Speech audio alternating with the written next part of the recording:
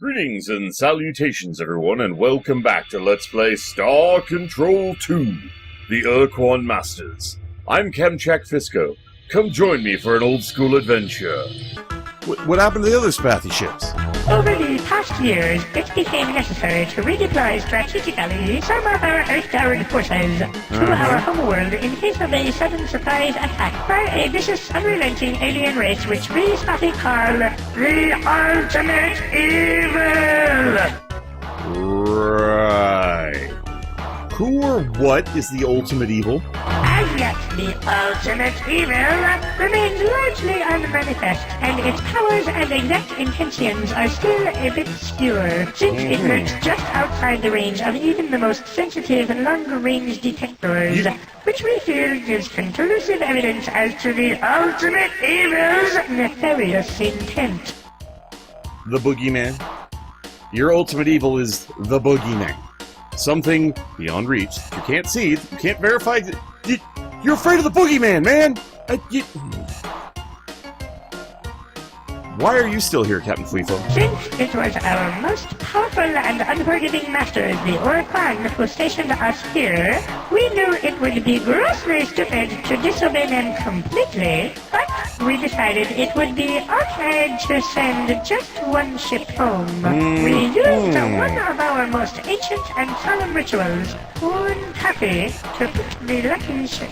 Then, some months later, we decided that it wouldn't really hurt if we sent one more ship home. And then later we sent another, and then another. Well, you get the idea.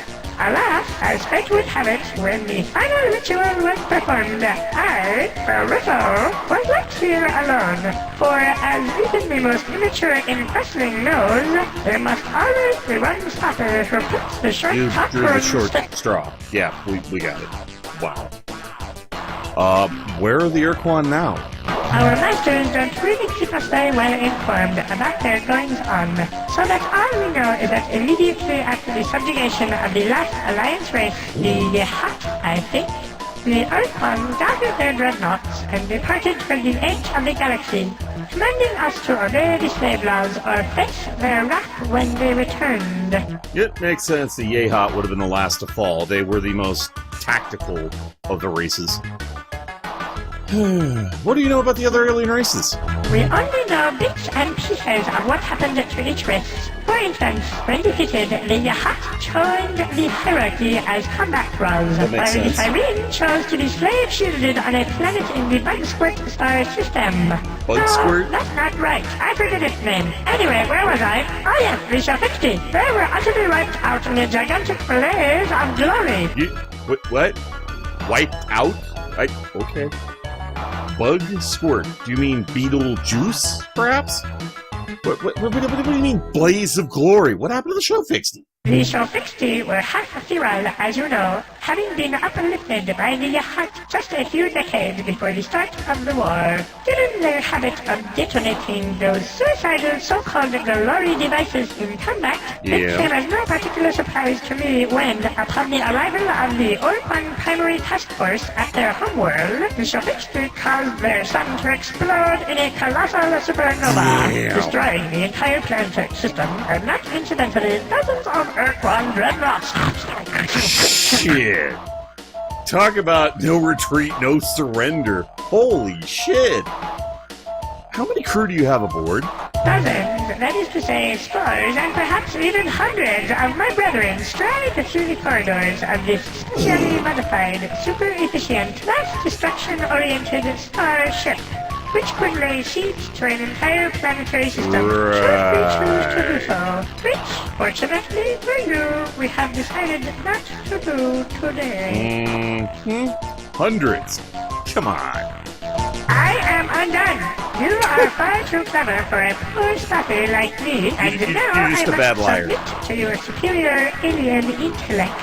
I guess I am not revealing any truly important secrets if I tell you that each of my species' lunar-class void ships typically holds 30 spotted crewmen, though at present, my vessel, the StarRunner, is not up to full So, how many- complement due to the needs of my homeworld in their resistance against the ultimate evil. And in fact, my vessel is somewhat understaffed So how right many? now, seeing as how I am the only spotter on board, which is a bit frightening, as I am sure you can understand. You're the last Spathy in the solar system. Literally. Damn. Talk about being left or right. What about yourself, Fwiffo? Me? You mean me, personally? Oh, nice of you to ask! Oh, dear. I was born a poor green incrusting. We might the regret youngest child this of a family option. of 18,487. Oh, yeah. My male This is parents gonna had suck. to work hard to support us, very hard. But each of my brothers and sisters and I tried to help out to make ends meet. The female parent was kind and sweet to all of us. Why, she once even called me by name. She said, Fwiffo, would you please answer the door? I think someone's there. What a treat, a golden memory. I swiftly matured into a fine example of my species with my parents' assistance. Achieved independence. Specifically, they pried me from the door jam and rolled me into the street. Thus prepared, I set out to make my fortune. I had Literally great booted you out dreams the in door. those days. Yes, great dreams.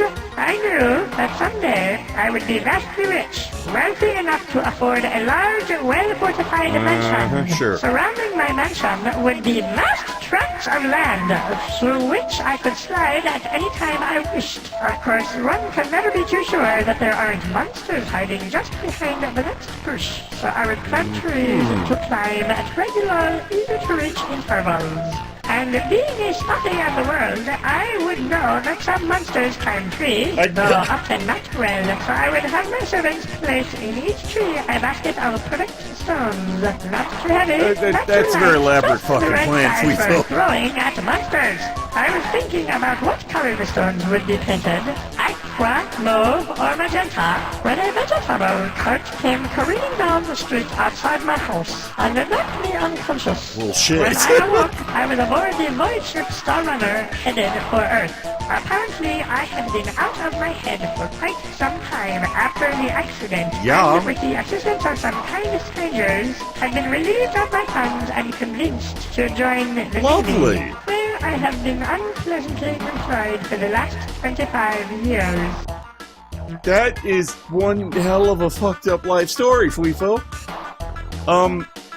I'm sure you'd feel a lot safer if you were with us. Come on, Fwiffo, join our fleet. Well, I really want to, but I am just not sure that under the present circumstances, joining you in your exciting and also dangerous space adventures would be the best course of action right now, because the Oricon could return at any minute, and the punishment they would bestow on me for such treason would make any other horrible death seem like big fun by comparison.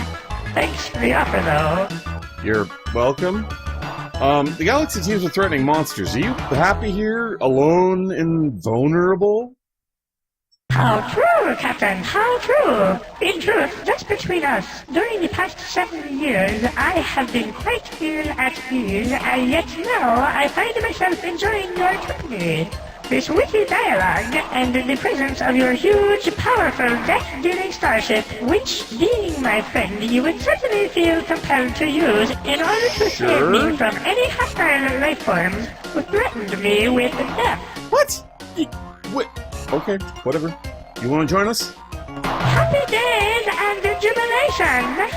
I discard all prejudice and hesitations and accept and celebrate your offer of protection and your undying commitment to my well-being. I must wax melancholy for just a moment, though. And make sure you understand that any other spotty ships we meet at large in the galaxy are not going to be quite so responsive to your friendly gestures as myself. Good to Since know. they bear more heavily the yoke of Urquan enslavement and are also apt to talk themselves out of line with a totally unknown alien, which I, having been left here alone, cannot do.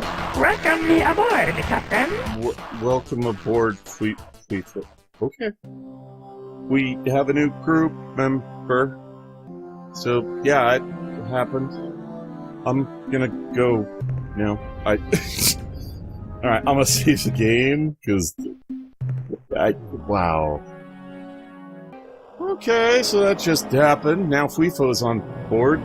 So, yeah, let's, go harvest some minerals before we head to Earth, because having foresight of knowing what we need, we do actually want to explore part of the solar system, gather some minerals.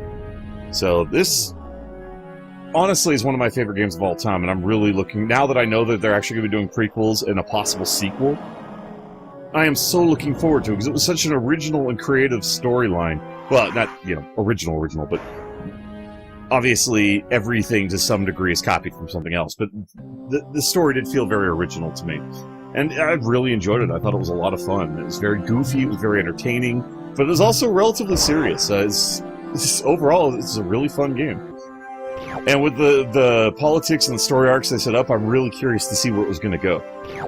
Because this one kind of ends in a cliffhanger. It's not like a dramatic cliffhanger. The game does resolve itself, but it leaves a huge open door as to where it's going to go next. So it was actually a really interesting choice. So this is largely what I'm going to be spending a lot of time doing. So I'm going to be... Normally I don't jump cut in my videos, but I'm actually going to be jump cutting quite a bit in this particular game because there's a lot of harvesting that I need to do, and you guys really don't need to watch me do all that crap. So I'll, like, show you when I first reach a system, the planet that actually has hazardous environments, because there are 3 major hazards, technically 4, that I have to watch out for when I reach a system. I need to watch out for seismic, which creates a shockwave effect that can damage our ship and kill crew. We also have to worry about lightning if the storms are too high. We have a weather class of 3, so there's going to be some lightning and there's going to be some earthquakes. They go all the way up to level 8, which is, oh dear God, it's happening all the time. You also want to keep an eye on temperature because you can have fire. Basically, I guess it's supposed to be the atmosphere's on fire or something, but basically fire plumes shooting up everywhere and you have to avoid them. So those are the 3 environmental hazards we have to worry about. The other one we have to worry about... Oh, there's the lightning right there! The other one we have to worry about is, honestly, life forms. Because we do need to collect them for the sake of a race we're going to run into later, because that's what we're going to use as a currency with that species, so we do need the quote-unquote money, which is biological life form data. But, some of them can attack, and some of them are nasty, so we have to be really careful with that. Now, the reason why I'm taking off is we can only hold so many minerals inside our ship. If we pick up a mineral that's worth more than what's left, it throws it away, so you don't want to do that. You want to take off and land before you're totally full to make sure you don't miss out on any minerals. And as you can see on the right side, we have that data bar, which is where the life form stuff fills up. Now, as we progress through the game, if I could English, you see I have 38 crew. Each pod that's on my ship in the upper right, the one in the middle is the cargo one, the one at the bottom, just above the gray and red one, is the crew. I think it can hold 50 crew per slot. The one below it is fuel. It actually holds 50 per fuel, basically fuel tank. And you get an additional 10 emergency fuel just in case. So we only have so many slots that we can upgrade initially. We also have guns on this. The reds are the acceleration thrusters. We can end up upgrading so we go a lot faster. We also have the green ones, which are turning thrusters, which means we can turn a lot faster. So we can fully upgrade this puppy to be much more powerful. Down the road, with that alien that we could trade about that I keep talking about, but I won't spoil the name, you can actually get upgraded weaponry, which is very handy. So we're going to try to loop around the solar system and grab all the resources we can, probably averting Mercury, because Mercury is nasty, and I don't have any of the alien upgrades for my landing pod, so we're highly vulnerable to damage, so we have to be very careful. But for the most part, I'm probably just going to be jump cutting to when we're done, or possibly other hazards for you guys to see. So this has tectonics, and that's it. We don't have to worry about anything else, and the tectonics are really low. So what I'm probably going to do for the sake of gameplay, just to speed the game up along, since you guys don't need to see me doing the mining shit, if I find anything spectacular, I'll show you guys what it is. Beyond that, I'm probably going to be skipping ahead just past all of the harvesting. That's the only part I'm going to skip. Anything that's dialogue, interacting with aliens, exploration, all that I'm going to keep in. But specifically, anything related to just mineral harvesting, I'm going to go ahead and not record, because honestly, there's no reason to. If you guys don't want to see me sitting here mining aimlessly, because it's Gonna get monotonous really quick.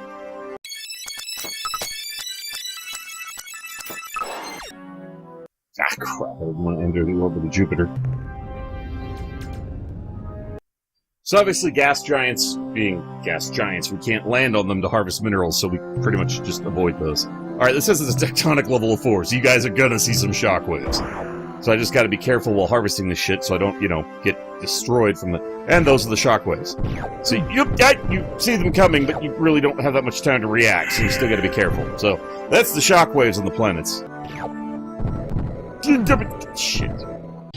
My personal thanks to each and every one of you for tuning in. You all are awesome viewers. I really appreciate you taking the time to watch my videos. It means a lot to me, and I do hope you enjoy them. So you all take care of yourselves, and if you want to see more of me, queue up a video on the list, or stay tuned for more. Feel free to leave a comment below. Please remember to take that like button if you enjoyed the video. In the meantime, fare thee well, everyone.